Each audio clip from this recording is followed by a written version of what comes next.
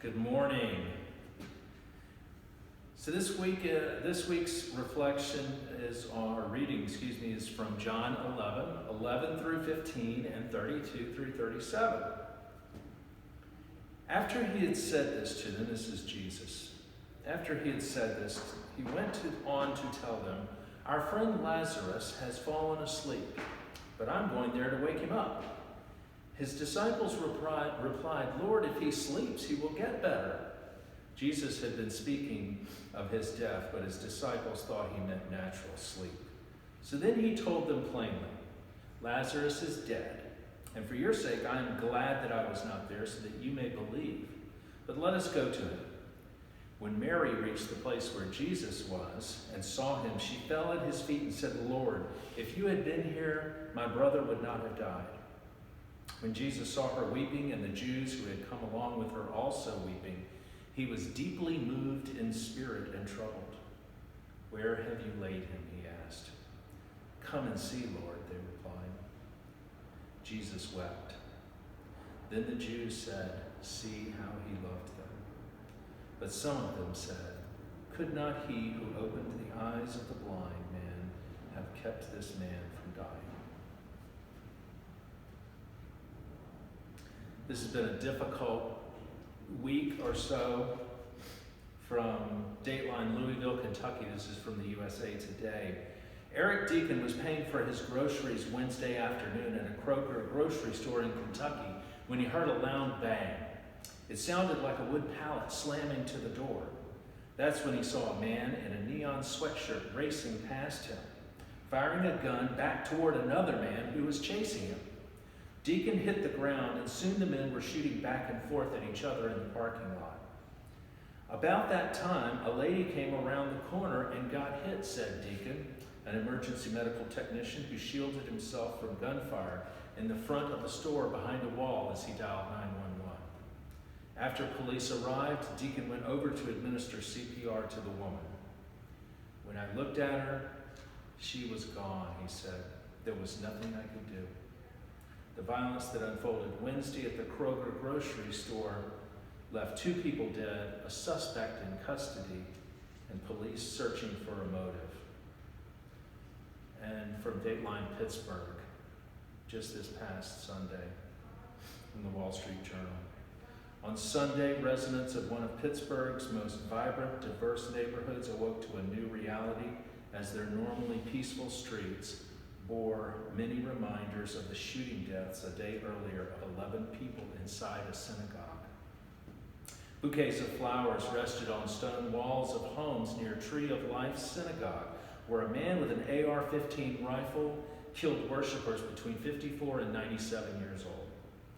On Wilkins Avenue, a block away from the Tree of Life, a makeshift memorial of flowers and vigil candles surrounded a sign reading, "Hate has no home here."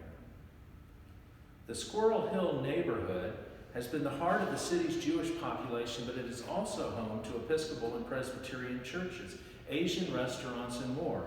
It was also the real-life neighborhood of the iconic Fred Rogers, of Mr. Rogers' Neighborhood.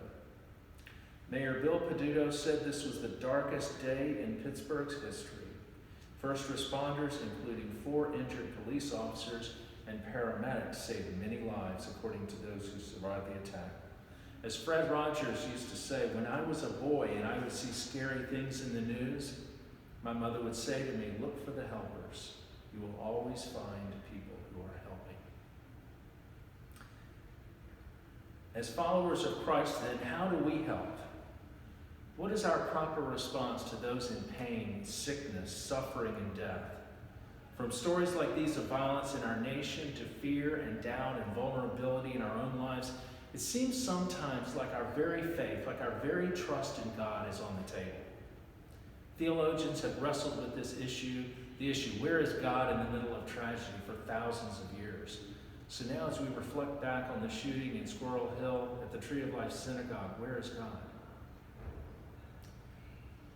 The flow of the story in our reading this week in John 11 begins with Jesus learning that Lazarus, the one that he loves, is ill.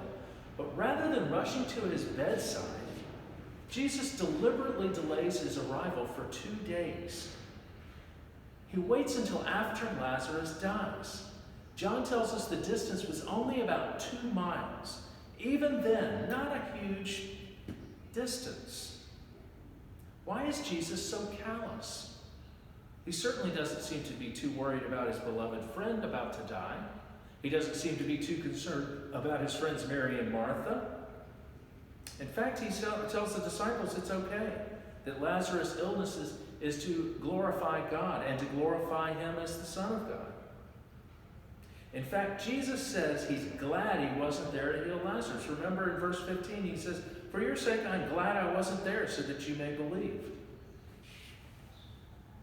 In my own tradition, the Presbyterian tradition, theologian John Calvin wrote in the 16th century, he said that God doesn't really feel emotions. And then in this story, Jesus' tears are really more of an attempt to show that how God would react in the presence of the midst of tragedy in human terms.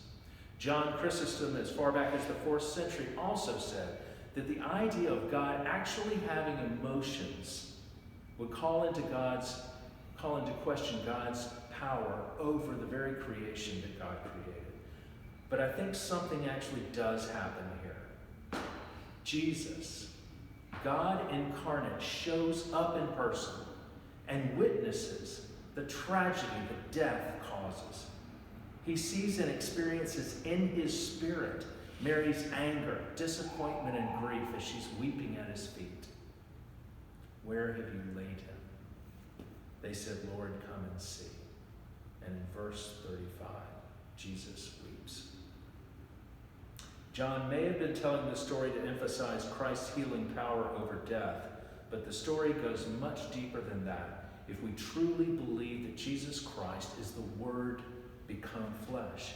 If that's true, then God has become inextricably entwined in the emotions of God's children, weeping just as they did and just as we do.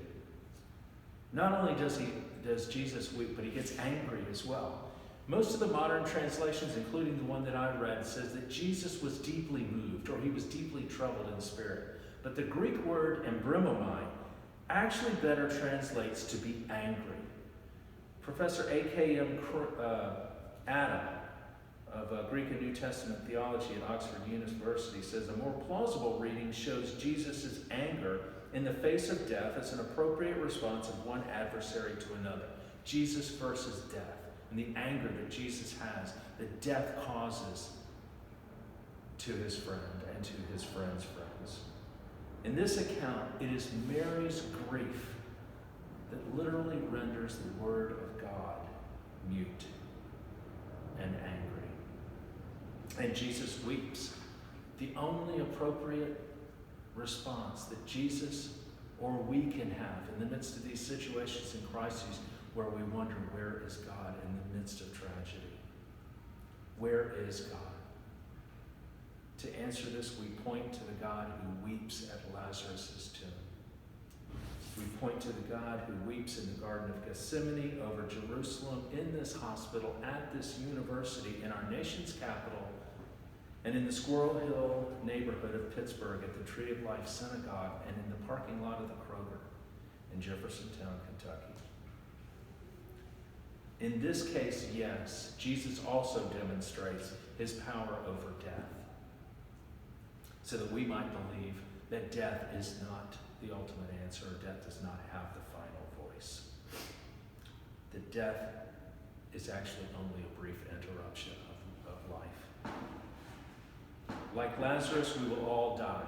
Even Jesus was unjustly tried and crucified, only to rise again. And it is this God, this Christ who weeps, who defeats death and says, "See now, before you die, the victory of resurrection over death." Before we die, see with new eyes, without fear, in the knowledge that nothing can separate us from the love of God, not even death. Mr. Rogers, also known as the Reverend Fred Rogers, once said, "There is no normal life that is free of pain. People have said, 'Don't cry' to other people for years and years, and all it has ever meant is, I'm too uncomfortable when you show your feelings. Don't cry. I'd rather have them say, go ahead and cry. I'm here to be with you. Our God is not a vending machine where we put in our money, press a button, and make a wish. And sometimes we get things that we desperately don't want. And sometimes we get things that we really don't deserve. But God is still here saying, go ahead and